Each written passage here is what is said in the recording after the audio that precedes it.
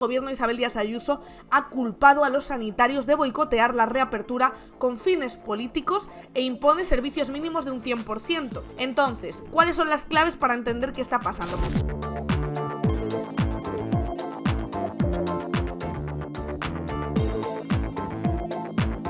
Voy a explicar un poquito las claves para esta huelga del plan de reapertura de urgencias. No sé si habéis estado siguiendo un poco las noticias este fin de semana. Hay varios centros de atención primaria de urgencias que han cerrado, que están en huelga y que directamente han cerrado.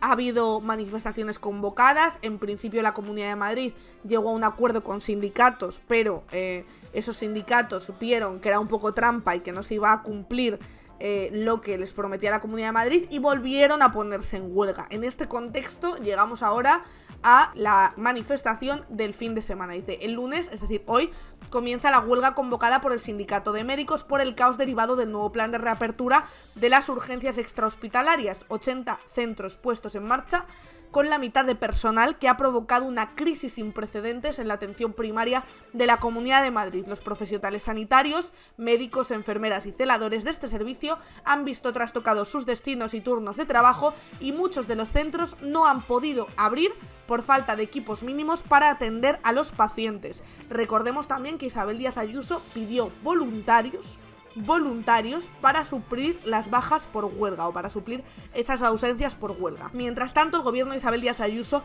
ha culpado a los sanitarios de boicotear la reapertura con fines políticos e impone servicios mínimos de un 100%, que es muy gracioso porque hoy explicaban en la cadena SER que esta petición de servicios mínimos del 100% no los cumple la propia comunidad, porque ahora mismo, con los sanitarios que hay, no están al 100%. Entonces es como, piden el 100% cuando ya no había el 100%. Entonces, ¿cuáles son las claves para entender qué está pasando? Para empezar, el cierre de las urgencias, que de esto hemos hablado varias veces aquí. Una semana después de que se decretara el estado de alarma, la Comunidad de Madrid anunció el cierre de los 37 servicios de urgencias de atención primaria. ¿Pero qué ocurrió? Que acabó la pandemia y básicamente no se reabrieron, ¿no? La medida pretendía, ante la crisis sanitaria, dedicar el personal sanitario de los SUAP a reforzar la atención médica. Fue distribuido, entre otros destinos, el Hospital Isabel Zendal, las unidades de atención domiciliaria, etc. En cambio, los 41 servicios de atención rural siguieron abiertos. En estos 2 años y medio de cierre, la presión y las protestas de trabajadores y ciudadanos para reabrir los SUAP han sido constantes, sobre todo porque la ausencia de urgencias en los centros de atención primaria agravó aún más la saturación de los servicios de urgencia de los hospitales, que aquí hemos tenido varias veces a Guillén, que hoy no ha podido estar con nosotros.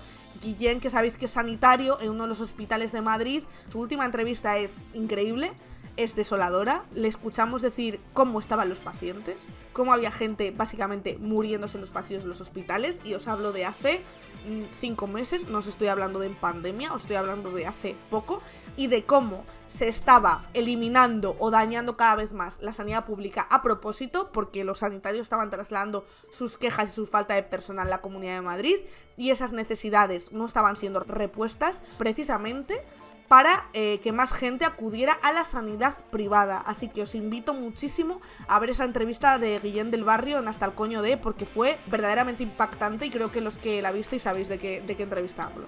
Entonces, en junio, la Consejería de Sanidad anunció que los SUAP reabrirían, aunque con matices, y el nuevo plan contemplaba la apertura de solo 17 de los 37 centros clausurados. El consejero de Sanidad utiliza la palabra reorganización de las urgencias extrahospitalarias, pero para los sindicatos constituía un paso más en el desmantelamiento de la atención primaria. ¿Qué ocurrió a partir de aquí? Como ya sabéis y como hemos ido comentando en los diferentes directos, se sucedieron una serie de dimisiones de altos cargos que tenían que ver con la sanidad pública madrileña dentro de Madrid, y empezaron las manifestaciones que llevan ya meses siendo, primero de sanitarios frente a sus centros de atención primaria, y esas manifestaciones evidentemente han ido creciendo y ahora se va a hacer una gran manifestación.